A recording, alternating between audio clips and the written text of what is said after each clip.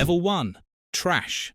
Life L190 1990. This one is the kind of F1 car that shouldn't have made it off the drawing board.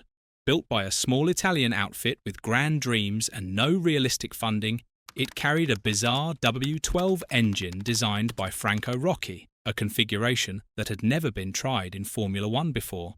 On paper, it sounded revolutionary. In reality, it barely ran. The engine produced around 450 horsepower at a time when rivals were pushing 650 and beyond. Every lap looked like an uphill climb through glue. At Phoenix, the L190 was more than 10 seconds off the pace in pre-qualifying. Its drivers, Gary Brabham and later Bruno Giacomelli, were left stranded at the back, often returning to the pits on foot after the engine died mid-session. Mechanics cannibalized spare parts from borrowed transport trucks just to keep it alive for another attempt. Journalists joked that the only thing life brought to Formula One was irony. It never qualified for a single race. By the time the team folded before the season's end, the L190 had become infamous as the slowest car ever entered in the sport. Andrea Moda S921, 1992. It was less a Formula One team and more a travelling circus on four wheels. It appeared on the grid in 1992 under entrepreneur Andrea Sassetti, who thought buying a defunct team's assets would be his shortcut into racing. Instead, it became one of F1's most chaotic stories. The team started by trying to reuse an old Colony chassis, which violated entry rules. They were banned, reinstated, and banned again, all before their first proper race. When the S921 finally rolled out, it looked sleek, but carried none of the engineering behind its appearance. The Judd engine was underpowered, the aerodynamics unfinished, and reliability non-existent. In the wet pre-qualifying sessions, the car often stopped after a handful of laps. Roberto Moreno, a skilled veteran, described the experience as like pushing a refrigerator uphill. Miraculously, at Monaco, he did manage to qualify, barely, but retired after a handful of laps. The team lasted only 11 races before collapsing under unpaid bills. Sassetti was arrested for fraud, and the FIA revoked their entry permanently. In a sport built on precision, Andrea Moda became a punchline, a reminder that ambition without preparation only leads to embarrassment. Level 2. Bad. ATS HS1, 1978. This one rolled into Formula One during one of its biggest revolutions, the birth of ground effect aerodynamics. Lotus had changed the game with side pod tunnels that sucked the car to the ground. Everyone else was scrambling to copy it. A TS tried too, but their version barely worked. The car was heavy, the suspension geometry was wrong, and the airflow under the chassis collapsed at speed. Drivers complained the rear end felt like it was floating. The Ford Cosworth DFB engine was reliable on paper, but constant vibrations from the car's poor build caused parts to fail anyway. Drivers like Jochen Mass could tell from the first lap that the car wasn't going anywhere near the front. It finished only a handful of races and spent most of its time either off-track or parked in the garage. Ram 03, 1985. When the turbo era exploded, Ram Racing thought it could buy its way into the future. The 03 was their final entry, and it symbolized how hard it was for privateers to keep up once factory teams started spending millions. The Ram 03 carried a customer Hart 415T turbo engine, but it never delivered the kind of boost that the big teams were achieving. Where McLaren and Brabham could push close to 1,000 horsepower in qualifying, Ram barely hit 700. The car looked sharp in its white and blue livery, but every straight told the truth. It lacked power, grip, and stability. Drivers like Philippe Alliard and Manfred Winkelhock spent most of their weekends wrestling it through corners while watching faster cars breeze past. The few times it reached the finish, it was multiple laps down. Money was drying up, parts were running out, and reliability became optional. By the end of 1985, Ram folded completely, closing the chapter on one of the last true privateer efforts of that era.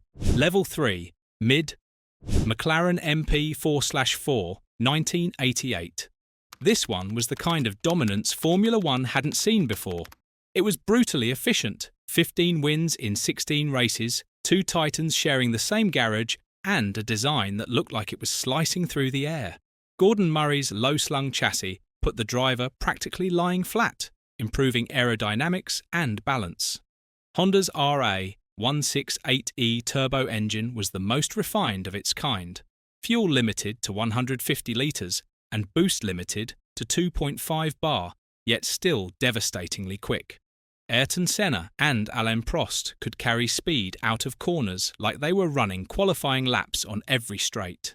Even with FIA's restrictions strangling outright top-end performance, the MP4/4's combination of grip, reliability, and coordination made it nearly unbeatable. The only loss came at Monza, and that was due to a rare mistake and mechanical failure, not a lack of speed. Everything about the car screamed dominance under constraint, a car so perfect that regulations had to change to stop it from happening again. Williams FW14B 1992. Adrian Newey designed it like a science experiment that worked flawlessly. Active suspension, traction control, and semi-automatic gear shifting turned the car into a self-adjusting machine. It hugged corners with a precision that stunned rivals. Nigel Mansell and Riccardo Patrese looked like they were driving a different species of car. At high speeds, the hydraulics adjusted ride height in real time, keeping maximum downforce through every bend. The result was a string of wins that looked effortless, capped by Mansell's title after dominating the season. The FW14B wasn't the fastest in a straight line. The technology made it heavier and more complex, but its consistency over a race distance redefined what speed meant. It forced the FIA to rethink what kind of tech belonged in the sport. Few cars in history have made other teams feel so instantly outdated. Level 4. OK, Ferrari F2004. Michael Schumacher and Rubens Barrichello turned this car into a blur of red streaks across every track that season. Designed by Rory Byrne and Ross Brawn, the car was the final refinement of Ferrari's golden-era philosophy. Low centre of gravity, bulletproof gearbox, and near-perfect tyre management. Its V10 engine screamed past 19,000 RPM, producing roughly 900 horsepower with clean, consistent delivery. The car's acceleration from 0 to 200 km per hour in about 5 seconds made it one of the quickest F1 machines ever tested at the time. Even after the 2004 season, it continued breaking lap records during testing, some of which stood for over a decade. Rumours of it hitting around 370 km per hour at Monza tests only added to its myth. In truth, the F2004's secret was balance. It didn't rely on one overwhelming trait. It was light, stable, fast through corners, and reliable enough to win nearly everything. It became the symbol of Ferrari's perfection before regulations brought their empire back to earth. Level 5. Good. Red Bull RB19 2013. By 2013, Formula One had reached the twilight of its naturally aspirated V8 era, and Red Bull Racing closed it out with a masterpiece. The RB9 was an aerodynamic marvel, Adrian Newey's ultimate expression of how air could be weaponized.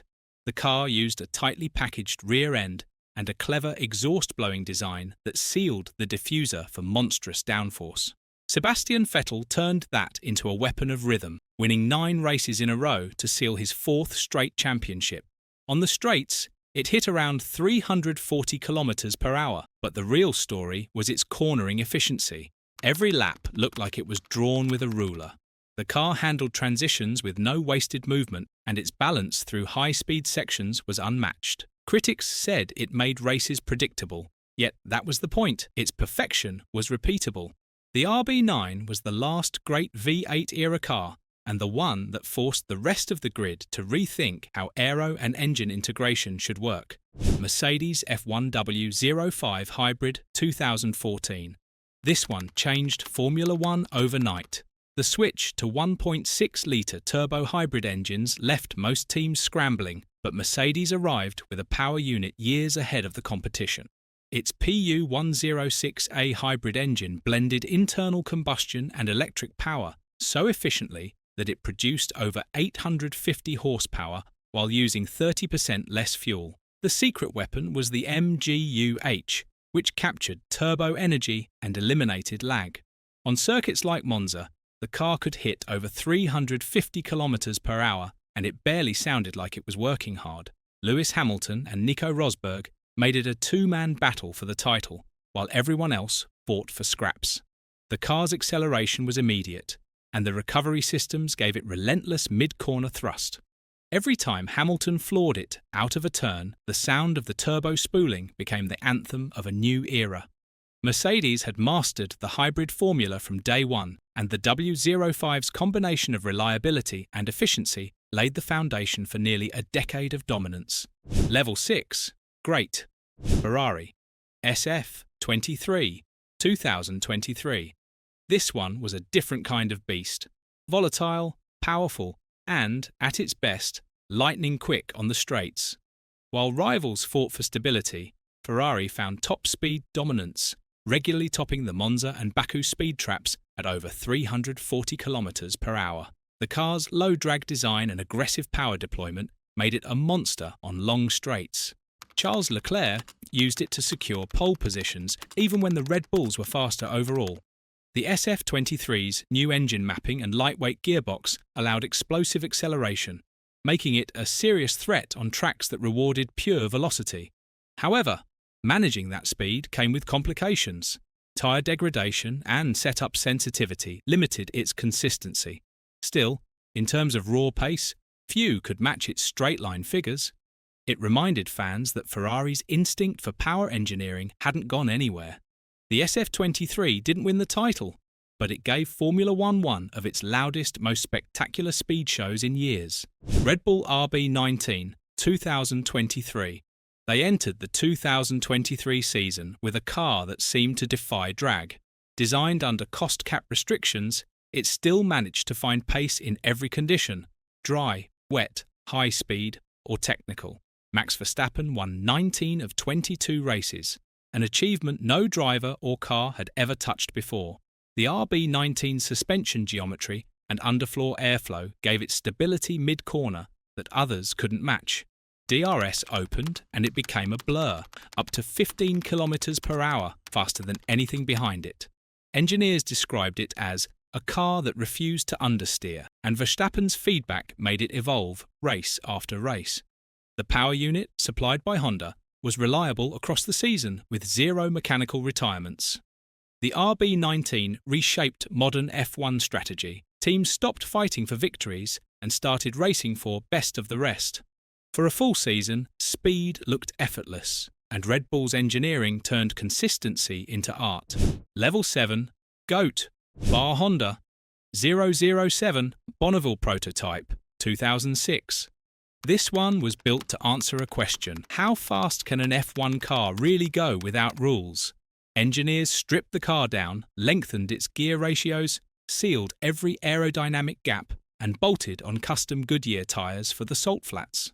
Jenson Button and test driver Alan van der Merwe took it to Bonneville in Utah, where the car roared across the white desert and hit 413 km per hour. It wasn't an official FIA record, but it showed what Formula One technology could do without restrictions. The sight of an F1 car carving a dust trail through open desert remains one of the sport's most striking images. Red Bull RB20 2024. Evolving from the dominant RB19, it pushes the boundary of what a regulated car can achieve. Built around the RBPT Honda hybrid engine, it delivers close to 1,050 horsepower with flawless efficiency. At tracks like Monza and Baku, it touches 370 km per hour in race trim, all while maintaining grip that defies logic. Active aero components fine-tune airflow corner by corner, and the chassis uses microflex technology to stay rigid under load. Max Verstappen's lap data shows cornering speeds higher than any car before it, sometimes exceeding 5G through long turns. The RB20 doesn't roar, it hums with precision. It's the embodiment of modern Formula One's future, a machine so advanced it almost feels sentient. From the handcrafted roar of the RA272 to the record-breaking BAR-Honda and the digital dominance of the RB20, each of these cars represents a different face of ultimate speed. One was built with pure craftsmanship, one with fearless curiosity, and one with data-driven perfection. Together, they tell the full story of how Formula One turned the idea of fast into a constantly moving target. And that's it. Now to you, every car on this list broke physics in its own era. So, which era of speed do you think truly won? Comment down below, leave a like, subscribe, and turn on the notification bell for more amazing videos like this one.